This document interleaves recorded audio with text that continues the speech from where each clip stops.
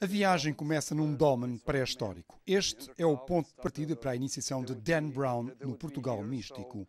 Um percurso iniciático na Quinta da Regaleira, em Sintra. Penetramos no coração do dolmen e abrem-se as portas do mistério. Oh my heavens. Whoa. Here we come. That's fantastic. Oh, look at this. Chegamos ao poço iniciático. Oh boy. Oh my goodness. Oh, that's...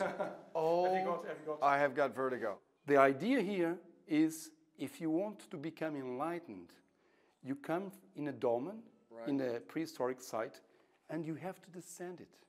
And when you reach bottom side, you become an enlightened man.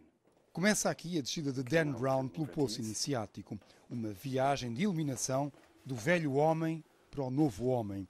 Um percurso que reflete a viagem feita no seu novo romance, Origens, da velha humanidade para a nova humanidade, da biologia para a tecnologia. Origin is really, it's a book that asks a very fundamental question about where we came from and where we're going as a species. And every religion, every philosophy has a creation story, a story that says this is where we came from. And every religion and philosophy has a death or an afterlife story saying this is where we're going. And so Origin just really looks at all of these different stories, simultaneously at what science is starting to say about where we came from and where we're going, and it puts them all together, debates them, argues, has a dialogue, and the readers can really decide which they believe.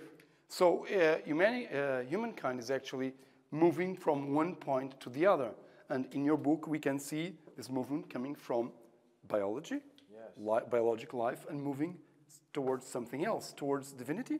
Well, it's tough to say. It's amazing. Science is progressing so quickly, and we're integrating now with technology in ways that we never have before.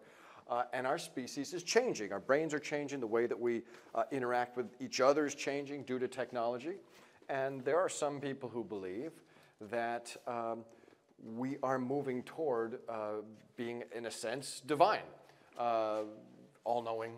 So there is no God, we are God, or we will be God. You know, that's a very Masonic idea, the grand architect of the universe being within us and part of us. É uma viagem de iluminação para a humanidade e neste poço iniciático português para o próprio Dan Brown.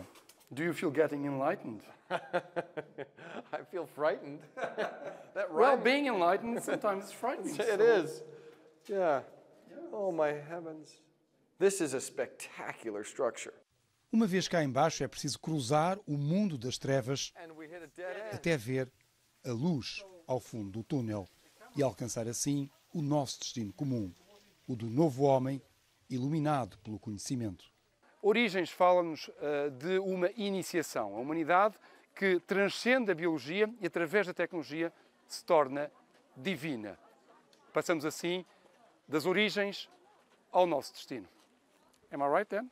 Absolutely right. I understood every word. Perfect description.